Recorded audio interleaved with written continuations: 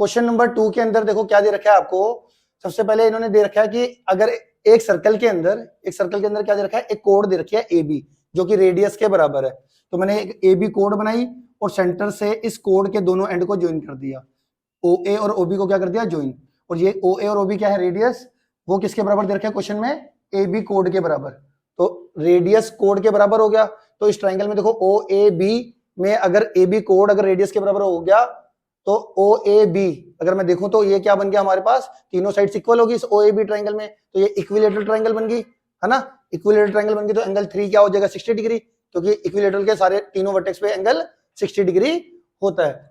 इसके बाद उसने बोला कि वो सेम कोड माइनर आर्क, देखो एक ये सर्कल है, एक आर्क, जो आर्क छोटी होती है, जैसे ये आर्क छोटी है इसको माइनर आर्क बोलते हैं, और जो बची बड़ी वाली आर्क है उसको मेजर आर्क बोलते हैं। अब क्वेश्चन ने बोला जो कोड है वो माइनर आर्क पर एक पॉइंट लिया और उसके साथ जो एंगल बना रही है, एक वो एंगल निकालना है। मतलब मैंने पी पॉइंट ले लिया माइनर आर्क पे, माइनर आर्क हमारी एपी भी है, तो यहाँ पे मैंने पी पॉइंट ले लिया और उसका कोड के साथ एंगल कौन सा बन रहा है, कोड को उस पॉइंट से ज्वाइन कर दो तो एंगल 1 बन गया। तो एक एंगल 1 फाइंड आउट करना है। एक मेजर आर्क पर एक पॉइंट ले लिया डी, मेजर आर्क पर एक पॉइंट ले लिया डी, उस मेजर आर्क पर जो एक पॉइंट डी लिया है वो कह रहा है वही सेम कोड मेजर आर्क पर एक पॉइंट लेकर उससे उसके साथ जो एंगल बना रही है एक वो वाला एंगल निकालना है। तो मतलब 1 निकालना है और 2 निकालना है। इसके लिए मैंने सबसे पहले क्या करा, ये इक्विलेटरल ट्रायंगल ये तो दिखाई दिया था, तो एंगल 3 कितना हो जाएगा, 60 डिग्री। एंगल 3 कितना हो जाएगा, ये 60 डिग्री, ठीक है।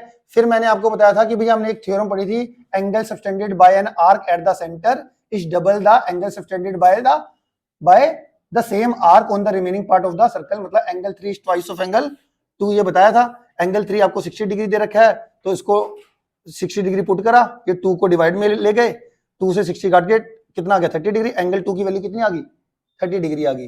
एंगल 2 हमारा कितना आ जाएगा, 30 डिग्री आ गया। अब आपको एंगल 1 निकालना था और एंगल 2 निकालना था। एंगल 2 तुम्हारा कितना आ गया, अपना 30 डिग्री।